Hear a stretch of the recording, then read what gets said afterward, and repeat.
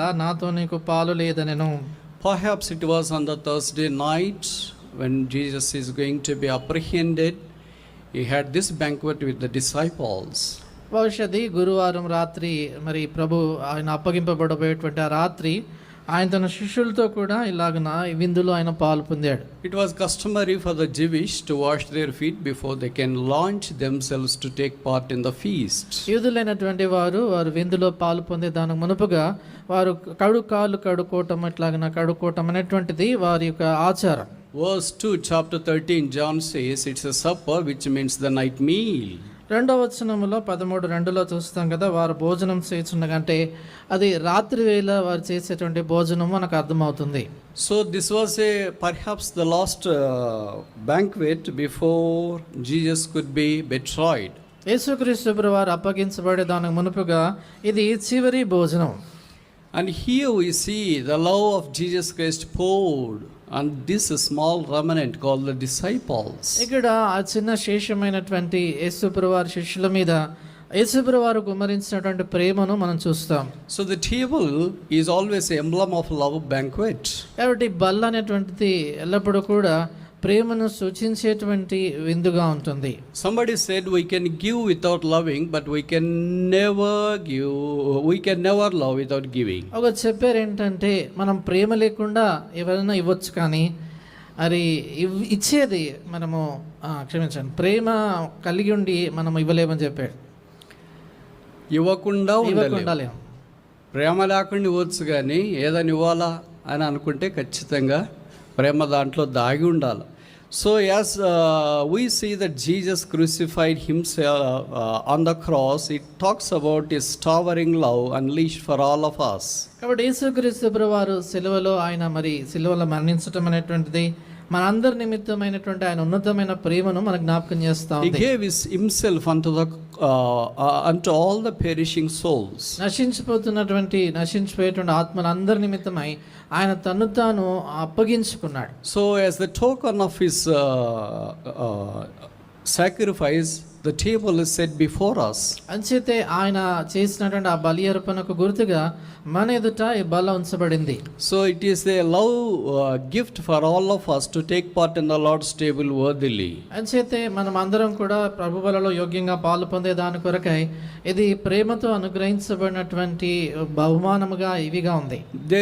There are at least 5 important issues in relation to the love of Jesus Christ unleashed to the disciples at the banquet.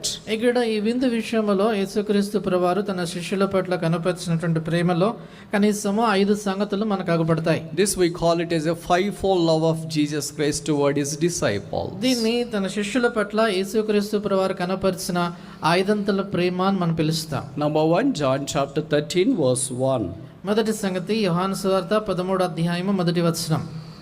Last part, having loved his own which were in the world, he loved them unto the end. లోకములో ఉన్న తన వారిని ప్రేమించి వారిని అంతం వరకు ప్రేమించెను. So the Bible says his love has no stop at all.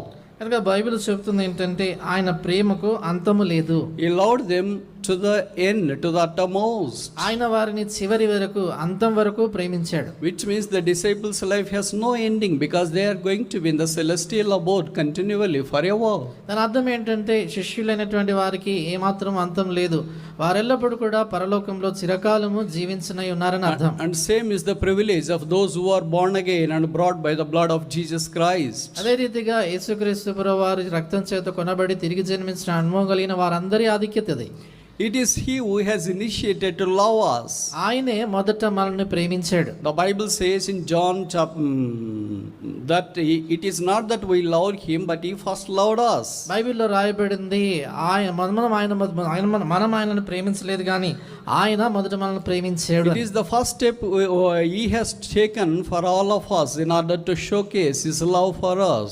ఆయన మనందరి పట్ల తన ప్రేమను కనపరిచేదాని కొరకై మొట్టమొదటిగా ఆయన అడుగేశాడు. The Bible says, having loved them, those who are in the world, and loved them to the uttermost. బైబిల్లో రాయబడింది ఇక్కడ లోకములో ఉన్న తన వారిని ప్రేమించి వారిని అంతం వరకు ప్రేమించెను. So we caption it as a willing love. కాబట్టి దీనికి మనం పేరు పెట్టుకుంటాం ఏంటంటే ఇష్టపూర్వకముగా ప్రేమించుట. Nobody has compelled him to love XYZ. కాబట్టి ఎవరు కూడా ఆయన్ని పలానాని ప్రేమించమని బలవంతం And చేయలేదు. nobody has said that you should not love them. లేక ఎవరు కూడా వారిని ప్రేమించకూడదు అని కూడా చెప్పలేదు. He volunteered himself to love all of us. ఆయన మనందరినీ కూడా ఇష్టపూర్వకంగా ప్రేమించే దాని కొరకే ఇష్టపడ్డాడు. So as we come to the Lord's table, the table talks about the sacrifice Jesus has made, a willing offering. కాబట్టి ప్రభు బల యొద్దకు మనం వచ్చినప్పుడు ప్రభువైన యేసుక్రీస్తు వారు ఆయన ఇష్టపూర్వకంగా మన కొరకు అర్పించిన బలి అర్పణ మనకు జ్ఞాపకం చేయబడుతుంది. And secondly, John chapter 13 verse 4. రెండోదిగా యోహాను సువార్త 13వ అధ్యాయం 4వ వచనం. He raised from supper and laid aside his garments and took a towel and girded himself. భోజన పంక్తిలో నుండి లేచి తన పై వస్త్రం అవతల పెట్టివేసి ఒక తువాలు తీసుకుని నడుమునకు కట్టుకొనెను. He was stooping down to the feet of a sinner. ఆయన ఒక పాపాత్ముడి యొక్క పాదములంత వరకు కూడా తాను వంగి ఇక్కడ ఉన్నాడు. This tells us his stooping down or his inclination toward loving a human being has no limit at all. ఇదేం చూపిస్తుందంటే ఒక మానవుడిని ప్రేమించేటువంటి విషయంలో దేవుడు అంటే ప్రభు తను తాను ఎంతగా తగ్గించుకొని క్రిందికి దిగి వస్తాడనే దానికి ఏమాత్రం అవధులు లేవని అర్థమవుతుంది. Nobody would ever love us as Jesus has loved us. కాబట్టి యేసు ప్రభువును మనం ప్రేమించినంతగా ఎవరు కూడా మనల్ని ప్రేమించలేదు. Here we see that he girded himself. ఇక్కడ మనం చూస్తాం కదా, ఆయన మరి తను తాను నడుము కట్టుకున్నట్లుగా And చూస్తున్నాం. he took a towel.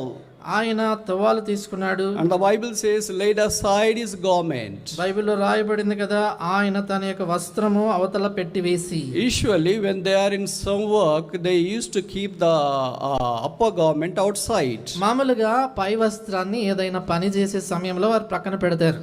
And this indicates that he started to work. ఇదేం చూపిస్తుందంటే ఆయన పని చేయటం మొదలు పెట్టాడు అని అర్థమవుతుంది. Nobody has ever worked this work.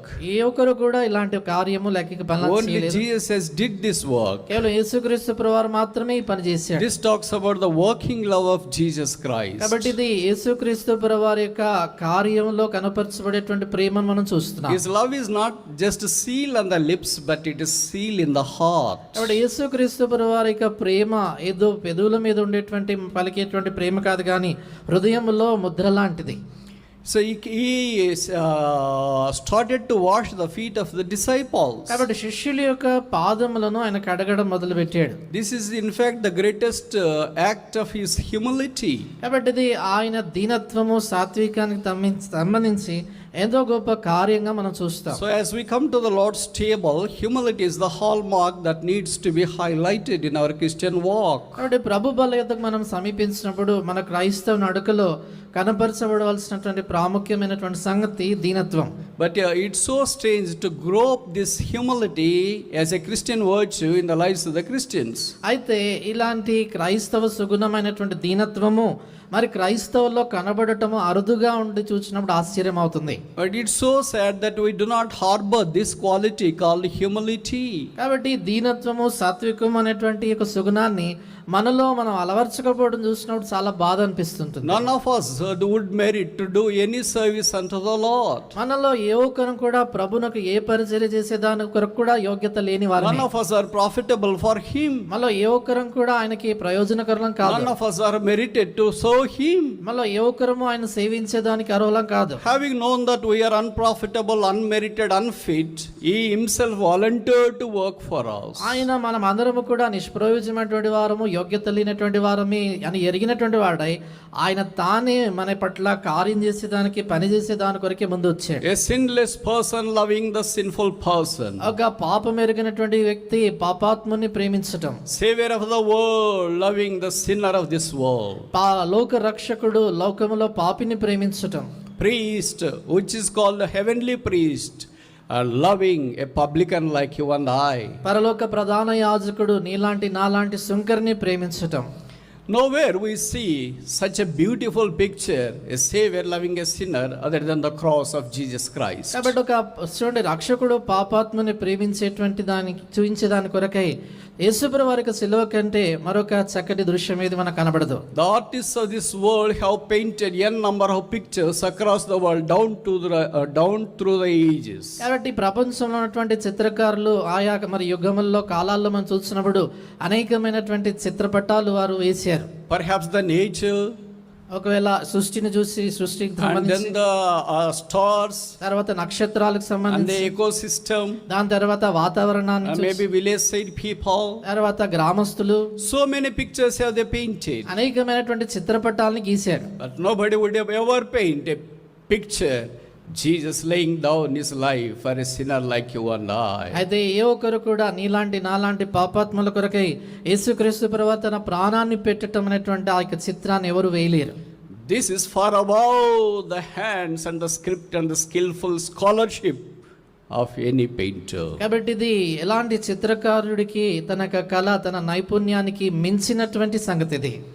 No human mouth could ever unleash the love of Jesus Christ portrayed for us on the cross. ఈ యొక్క మానవుని యొక్క పెదవులు నోరు యేసు ప్రభువారు మన నిమిత్తమై సిలువలో కనపరిచినటువంటి ప్రేమను ఏమాత్రము వర్ణింపజాలం. Although he was in the heaven, but he came down into this earth. ఆయన పరలోకంలో ఉన్నప్పుడు కూడా ఆయన భూమికి దిగి వచ్చాడు. He had no sin, but he became sin for us on the cross. ఆయన పాపము లేనివాడు కానీ మన నిమిత్తమై సిలువలో పాపముగా చేయబడ్డాడు. What a sacrifice he has laid for all of us. మనందరి నిమిత్తమై ఎలాంటి బలిగా ఆయన అర్పించబడ్డాడు. This talks about all humility he has showed unto us. కాబట్టి ఇది ఆయన మన పట్ల చూపించినటువంటి ఆయన సాత్వికము ఎంత గొప్పదో మనకు కనపరచబడుతుంది. So table talks about the humility, working love of Jesus Christ. కాబట్టి ఈ బల్ల యేసు ప్రభువారి యొక్క సాత్వికము లేక ఆయన కార్యరూపకమైనటువంటి ఆయన ప్రేమను గురించి మాట్లాడుతుంది. And thirdly, John chapter 13 verse 5. మూడోదిగా యోహాను సువార్త 13వ అధ్యాయము 5వ వచనం. After that he poureth water into a basin and began to wash the disciples' feet and to wipe them with the towel wherewith he was girded. అంతటా పల్లెములో నీళ్లు పోసి శిష్యుల పాదములు కడుగుటకును తాను కట్టుకుని ఉన్న తువాలుతో తుడుచుటకును మొదలు పెట్టెను. The Bible says he started to wash the feet of the disciples. బైబిల్లో రాయబడింది ఆయన శిష్యుల పాదములు కడుగుటకు మొదలు పెట్టెనని. Is the master greater than the disciple, or the disciple is greater than a master? కాబట్టి గురువు శిష్యుల కంటే గొప్పవాడా లేక శిష్యుడు గురువు కంటే గొప్పవాడా? We all know that master is always greater than the disciple. మనందరికి తెలుసు కదా గురువు మరి శిష్యుల కంటే గొప్పవాడు. But in this world, if we see the picture, usually the disciples wash the feet of the guru. అయితే ఈ లోకంలో మనం చూస్తాం కదా మామూలుగా కనబడేటువంటి దృశ్యం ఏంటంటే శిష్యులు గురువు పాదాలు కడుగుతారు. But this is only in the human history where the master started to wash the unworthy, unprofitable, unmerited disciple. అది ప్రపంచ చరిత్ర అంతట్లో కూడా కేవలం ఒకే ఒక దృశ్యం ఇది, ఒకే ఒక సందర్భము. గురువు అయినటువంటి ఆయన పాపాత్ముడు, యోగ్యత లేనటువంటి నిష్ప్రయోజనమైనటువంటి శిష్యుల యొక్క పాదములు కడగటం. What a master he is. ఆయన ఎలాంటి గురువు, A flawless master, ఎలాంటి లోపము లేనటువంటి forgiving గురువు, master, క్షమించేటువంటి faithful master, నమ్మకమైన గురువు, heavenly master, పరలోక యజమానుడు, master with full of compassion and humility, ఎంతో కనికరము సాత్వికం కలిగినటువంటి యజమానుడు, and master who wants to lay down his life for all of us. మనందరి నిమిత్తమై ప్రాణము పెట్టాలని ఇష్టపడినటువంటి గురువు ఆయన. No disciple was as educated as Jesus was. యేసుక్రీస్తు ప్రభువారు ఎంత జ్ఞానము కలిగినటువంటి వాడు, అంత విద్య గడించినటువంటి వారు ఎవరు ఆ శిష్యుల్లో లేరు. No disciple is as skillful as Jesus was. కాబట్టి యేసు ప్రభువారికి ఉన్నటువంటి నిపుణత ఎంత ఉందో వారిలో ఏ శిష్యునికి కూడా లేదు. No, Jesus was as godly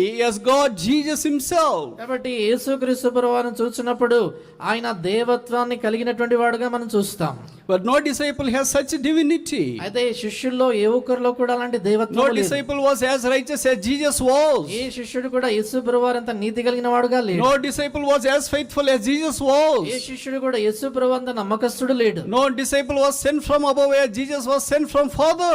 ఏ శిష్యుడు కూడా మరి యేసు ప్రభువారు తండ్రి యొద్ద నుండి పరలోకం నుంచి పంపించబడినట్టు పంపించబడలేదు. No disciple has ever spoken as Jesus has spoken. ఏ శిష్యుడు కూడా యేసు ప్రభువారు మాట్లాడినట్లు మాట్లాడలేదు. But here we see the paradox that the master wants to wash the feet of his disciples. అయితే ఇక్కడ మనం చూస్తాం కదా వింత వ్యతిరేకత ఏంటంటే గురువు శిష్యుల యొక్క పాదములను కడగటం మొదలు పెట్టాడు. Today he wants to do the same thing as we initiate our attempt to take part in the Lord's table. ఏదైనా నా ప్రభు బలలో పాలు పొందేదాని కొరకే మనం ప్రయత్నిస్తుండగా ఆయన ఇదే సంగతి చేయడానికి ఇష్టపడుతున్నాడు. Although we received the forgiveness of salvation at the cross, సిలువ పైన మనం పాపముల క్షమాపణ మనం పొందినప్పటికీ We have received the blood of Jesus Christ, యేసుక్రీస్తు ప్రభువారి యొక్క రక్తాన్ని మనం and అంగీకరించి we are claiming the sprinkling power of the blood of Jesus Christ on daily basis. అనుదినము కూడా యేసుక్రీస్తు ప్రభువారి యొక్క కడిగేటువంటి ఆయన రక్త ప్రోక్షణ కింద మనం ఉంటా ఉన్నాం.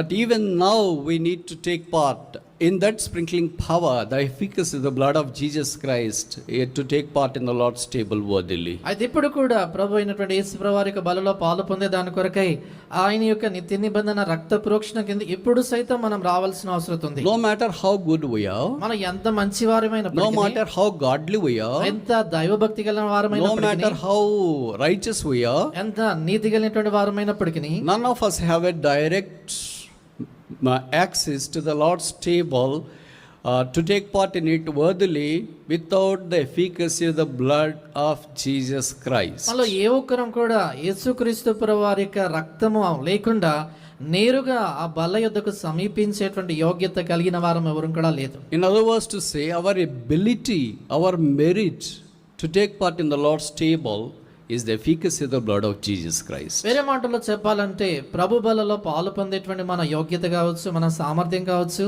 యేసు ప్రభువారి యొక్క రక్త సామర్థ్యమే ఆయన రక్తంలో ఉన్నటువంటి యోగ్యతే.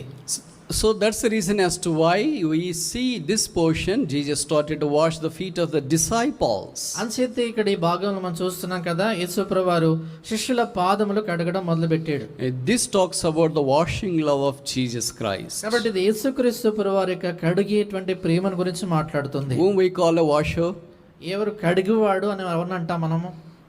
Usually those who are usually wash outside, we call them as perhaps sanitary workers.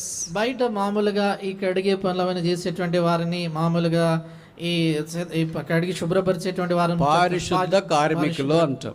పారిశుభ్ర కార్యకర్త. That is considered to be the base job in the world. ఈ లోకములో అన్నిటికంటే చాలా క్రిందిది నీచమైన పని అని అనుకుంటాం. Nobody would ever like to prefer that job. ఏ ఒక్కరు కూడా ఆ పని చేయడానికి కొరకు ఇష్టపడరు. But here, అయితే ఇక్కడ God of God, King of Kings, who loved us, want to take that job voluntarily for us. దేవాది దేవుడు, రాజులకు రాజు అయినటువంటి ఆయన మన నిమిత్తమే ఎలాంటి పని చేసేదానికి ఇష్టపడుతున్నాడు. He hasn't washed the feet of angels. ఆయన దూతల పాదములు గడగలేదు. He hasn't washed the wings of angels. ఆయన దూతల రెక్కలు గడగలేదు. He started to wash the feet of a sinner like you and I, who walk here and there like a vagabonds. అయితే నీలాంటి నాలాంటి పాపాత్ములైనటువంటి వారు ఆయా ప్రాంతాల్లో దేశదిమ్మరులుగా నడిచేటువంటి మన పాపాత్ములైనటువంటి మన పాదాలను ఆయన కడిగాడు. What a love. లాంటి ప్రేమ, Washing love. కడిగేటువంటి ప్రేమ, Perennial love. నిత్యమైన ప్రేమ. That's what Christ has displayed on that last banquet. కాబట్టి ఆ చివరి విందు సమయంలో యేసుక్రీస్తు ప్రభువారు అలాంటి ప్రేమను కనబరిచాడు. And fourthly, John chapter 13, నాలుగోదిగా యోహాను సువార్త 13వ అధ్యాయం verse 5, last part. 5వ వచనం చివరి భాగం. And to wipe them with the towel wherewith he was girded. తాను కట్టుకొని ఉన్న తువాలుతో తుడుచుటకును మొదలు పెట్టెను. Wiping love. తుడిచే ప్రేమ. It is not just enough to just wash. కడిగితే సరిపోదు. As soon as wash our face, మన ముఖం కడుక్కున్న తర్వాత usually we want to wipe it out. వెంటనే మనము తుడుచుకునే దాని If a కొరకే mirror is washed, if a mirror is అద్దము washed, కడగబడిన తర్వాత then we need to wipe it out. దాన్ని మనం తుడవాలి. Otherwise we cannot see it. The purpose is defeated. లేనట్లయితే మనం చూడలేము, ఆ ఉద్దేశము నెరవేరదు. But here we see the same picture. Jesus used to teach us. ఇక్కడ ఇదే దృశ్యాన్ని యేసు ప్రభువారు తీసుకొని మనకు నేర్పించడానికి ప్రయత్నిస్తున్నాడు. But the wiping of a disciple's feet doesn't water down the divinity of Jesus Christ. అయితే శిష్యుల యొక్క పాదములైన తుడుచుటానంత మాత్రాన యేసు ప్రభువారి యొక్క దైవత్వము తగ్గిపోయిందని అర్థం కాదు. Although he was fantabulous in unleashing his amazing hyperbole of his grace, but the very wiping act enhances the bandwidth of everlasting love of this loving Savior. చూడండి, ఇక్కడ ఆయన తాను తగ్గించుకొని తన కృపను కనపరిచి ఆ రీతిగా వారి యొక్క పాదములు తుడిచేంతగా తగ్గించుకున్నప్పుడు ఆయన శాశ్వతమైనటువంటి ప్రేమ ఎంత గొప్పదో, ఎంత ఉన్నతమైనటువంటిదో మనకు కనపరచబడుతుంది. Usually mothers and fathers would be knowing how tough it is for them to involve their kids bathing and washing and then wiping. అంటే మామూలుగా మన తల్లిదండ్రులైనటువంటి వారికి చిన్న బిడ్డలు శిష్యులని వారికి స్నానం చేయించటము, తర్వాత కడిగి వారిని తుడవటం అనేటువంటిది ఎంత కష్టమో వారికి తెలుసు. They think that it's a big task. వారు చాలా పెద్ద పని అనుకుంటారు. Brother, every day this is a big task for us. అని అంటారు కదా, బ్రదర్ ప్రతిరోజు ఇది పెద్ద పని అయిపోయింది మాకు అంటారు. And but still they want to do that task. ఆయన కూడా ప్రతిరోజు అది చేయాలనుకుంటారు. If only biological parents find it very tough, how much more the spiritual father has to find it tough. అంటే భూ సంబంధంగా ఉండేటువంటి తల్లిదండ్రులకే కష్టం అనిపించినప్పుడు ఆత్మ సంబంధమైనటువంటి ఆ తండ్రికి ఎంత కష్టంగా ఉండుంటుంది. But it was not a tough job for him. అయితే ఆయనకి అది ఏమాత్రం కష్టమైన పని But కాదు. it was a glad job, joyous job, voluntary job. అయితే ఆయనకి ఎంతో సంతోషకరమైన, ఆనందకరమైన, ఇష్టపూర్వకమైనటువంటి పనిగా చేశాడు. Do we imagine that every time he washes and wipes us out? మనం ప్రతిసారి కూడా ఆయన మనల్ని కడిగి తుడిచే పని చేస్తున్నాడని మనం ఊహించగలుగుతామా? How tough it is. ఎంత కష్టం అది. How many times he has done for you and I? ఎన్ని పర్యాయాలను నీ కొరకు నా కొరకు అలా చేశాడు. Can anybody count? ఎవరైనా లెక్క పెట్టగలుగుతారా? Anybody? ఎవరైనా? ఎవరైనా? Infinite times. లెక్కింపలేని సార్లు. That is his wiping love. ఆయన యొక్క తుడిచేటువంటి ప్రేమ అలాంటిది. Otherwise we can never be found in his sight acceptable. లేనట్లయితే ఏమాత్రం కూడా ఆయన దృష్టిలో యోగ్యమైనటువంటి వారిగా మనం ఏమాత్రం కనబడలేం. Until now we have seen the four directions of the love Jesus has displayed to his disciples. ఇంతవరకు కూడా శిష్యుల పట్ల యేసుక్రీస్తు ప్రభువారు కనపరిచినటువంటి ప్రేమ 4 సంగతులు మనం చూస్తూ వచ్చాం. Number 1, he loved them even unto the end. మొదటిదిగా ఆయన అంతము వరకు అన్ని ప్రేమించాడు. Willing love. ఇష్టపూర్వకమైన Prema. Number 2, he set aside the towel, he took a towel and girded himself. రెండోదిగా ఆయన తువాలు తీసుకుని నడుమునకు కట్టుకొనెను. It's a working love. ఆయన కార్యరూపకమైనటువంటి ప్రేమ. And number 3, he started to wash the feet of disciples. మూడోదిగా శిష్యుల పాదములు కడుగుటకు మొదలు పెట్టెను. It's a washing love. ఆయన కడుగేటువంటి ప్రేమ. And fourthly, he started to wipe the feet of his disciples. నాలుగోదిగా శిష్యుల యొక్క పాదములు తుడవటము మొదలు It's పెట్టాడు. a wiping love. ఆయన తుడిచేటువంటి ప్రేమ. Fifthly and finally, John chapter 13 verse 8. ఐదవది చివరిది యోహాను సువార్త 13:8 వచనం. And he came washing to Peter's feet, and the Bible says, Peter said unto him, Thou shalt never wash my feet.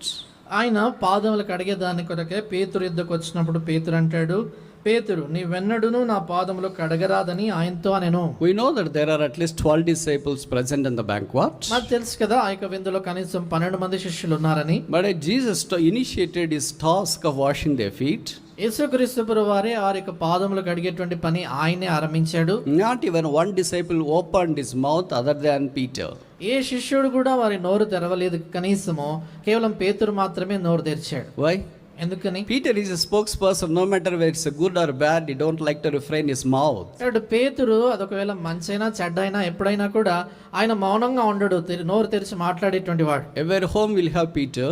ప్రతి ఇంట్లో పేతురు ఉంటాడు. And every church will have Peter. ప్రతి సంఘములో పేతురు ఉంటారు. But if you say that we don't have Peter, it could be you. ఒకవేళ మా దగ్గర పేతురు లేడండి అని మీరు అన్నారంటే ఒకవేళ మీరే పేతురు. But his speech was so many times fantabulous, amazing. పేతురు మరి చాలా సార్లు అద్భుతమైనటువంటి వాళ్ళుగా ఉంటారు. But sometimes he said, Lord, let it depart from thee. అయితే కొన్ని పర్యాయాలు ప్రభా నా యొద్ద నుండి వెళ్ళిపోని అంటారు. And in other words, he say, Lord, let it not happen to you. అంటే వేరే మాటల్లో ప్రభా ఇది నీకు జరగకుండాను గాక. Let you not be betrayed by others. ప్రభా ఇతరుల చేతను అప్పగించబడకూడదు. Let it not be persecuted by others. ఇతరుల చేతను ఏమాత్రం హింసించబడకూడదు. Let it be far from you. ఇది నీకు దూరమగును గాక. Humanly speaking, that's very nice, loving, affectionate wording. మానవ దృష్టిలో చూసినప్పుడు అది చాలా But in the ప్రేమపూర్వకమైనటువంటి perspective మాట. of Lord, it's not true. అయితే ప్రభు యొక్క దృక్పథంలో చూసినప్పుడు అలా కాదు. But Peter had always these spiritual insights. అయితే పేతురు ఎల్లప్పుడూ లాంటి ఆత్మీయమైనటువంటి దృష్టి తాను కలిగి ఉంటాడు. So why did Peter open up his mouth and say like this?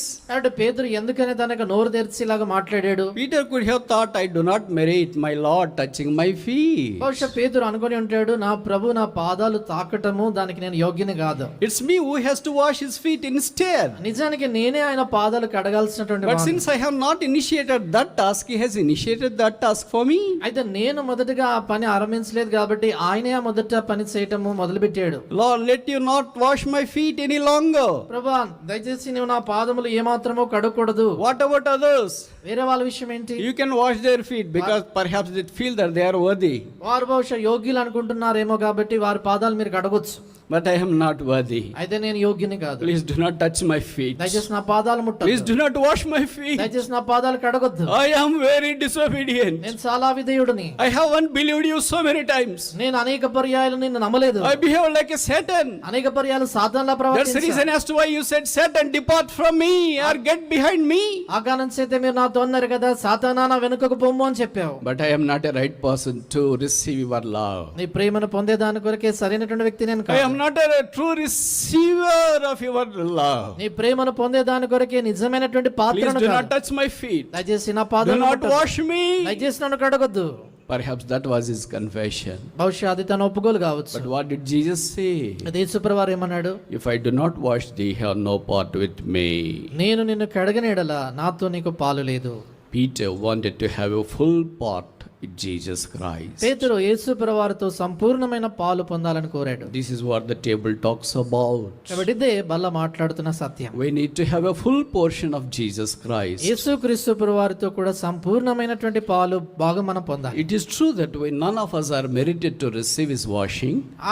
ఆయన చేతకి అడుగుబడే దాని కొరకే మనలో ఏ ఒక్కరం కూడా యోగ్యులం కాదు, నిజమే. None of us are merited to receive his wiping. It's true. మనలో ఏ ఒక్కరం కూడా ఆయన కడిగిన తర్వాత తుడుచబడే దాని కొరకు కూడా యోగ్యులం కాదు, నిజమే. But if he hasn't washed us, we have no part with him. అయితే ఆయనే గాని మనల్ని కడగనట్లయితే ఆయనతో మనకు పాలు లేదు. We are here to be part and a parcel of his body. కాబట్టి ఆయన శరీరంలో ఒక భాగముగా ఒక పాలు పొందాలనేటువంటి విధానంలో మనం ఇక్కడ ఉన్నాం. That's what the table talks about. ఇదే బల్ల మాట్లాడుతున్న And the Satyam. Bible says it's a symbolic body. బైబిల్లో మరి రాయబడినటువంటి సంగతి ఏంటంటే సాదృశ్య రూపకమైన చిహ్న రూపకమైన And he is శరీరం. going to come soon. ఆయన త్వరగా రాబోతున్నాడు. And those who are washed and cleansed by his precious blood on daily basis will be taken up, raptured. ఎవరైతే ఆయన ప్రశస్తమైనటువంటి రక్తం చేత అనుదినం కడగబడతారో శుద్ధీకరించబడతారో వారందరూ ఎత్తబడతారు. They will be with him forever and ever. వారు ఆయనతో పాటు సదాకాలం ఉంటారు. So fifthly, Jesus warned him, if I do not wash thee, ye have no part with me. ఐదవదిగా మరి యేసుప్రభువారు ఆయన హెచ్చరించి అన్నాడు, నేను నిన్ను కడగనీయడలా నాతో నీకు పాలు లేదు. It's a warning love. ఇది హెచ్చరించే ప్రేమ. When we come to the Lord's table, ప్రభు బల యొద్దకు సమీపించినప్పుడు warnings are usually coming with high speed. హెచ్చరికలు మామూలుగా చూసినప్పుడు చాలా వేగంగా వస్తుంటాయి. This is not a simple warning. ఇది సామాన్యముగా ఇచ్చినటువంటి హెచ్చరిక కాదు. It is a warning that talks about a complete separation from God. ఇది దేవుని నుండి సంపూర్ణంగా ఎడబాపు కావచ్చు అనేటువంటి హెచ్చరిక. It is complete isolation from Jesus Christ. యేసుక్రీస్తు ప్రభువు నుంచి సంపూర్ణంగా వేరైపోయేటువంటి సాధ్యత ఉందని. Can we imagine that Peter being isolated from Jesus Christ? పేతురు యేసుక్రీస్తు ప్రభువు నుంచి సంపూర్ణంగా వేరైపోవటము మనం ఊహించగలుగుతామా? Can we imagine that we who are purchased by the blood of Jesus Christ, called a church, can be separated by Jesus Christ? కాబట్టి యేసు ప్రభువు రక్తం చేత కనబడినటువంటి సంగమనమైనటువంటి మనము కూడా ఆయన నుంచి సంపూర్ణంగా వేరు చేయబడటము అలాంటి సంగతి మనం ఊహించగలుగుతామా? Can we imagine the body and head are just separated? కాబట్టి శిరస్సు తర్వాత శరీరము రెండు వేరువేరుగా అయిపోవడం ఊహించగలుగుతామా? If that is not possible, అది సాధ్యం కానట్లవుతుంది. this is also not possible. ఇది కూడా సాధ్యం కాదు. So we need to have the washing of the Jesus Christ. కాబట్టి యేసుక్రీస్తు ప్రభువారు మనల్ని కడగటము అనేటువంటి సంగతి తప్పనిసరిగా మనకు జరగాలి. That's the reason as to why he went to the cross. ఆ కారణం చేత ఆయన శిలువ మీదకి వెళ్ళాడు. He took all our sin. ఆయన మన He పాపములన్నీ became sin మోసుకున్నాడు. for us on the cross. ఆయన శిలువ మీద మన కొరకే He was పాపంగా marked beyond చేయబడ్డాడు. recognition. గుర్తింపబడే దానికంటే ఆయన ముఖం స్వరూపం లేకుండా అయిపోయింది. He shed his precious blood. ఆయన తన ప్రశస్త రక్తాన్ని కార్చాడు.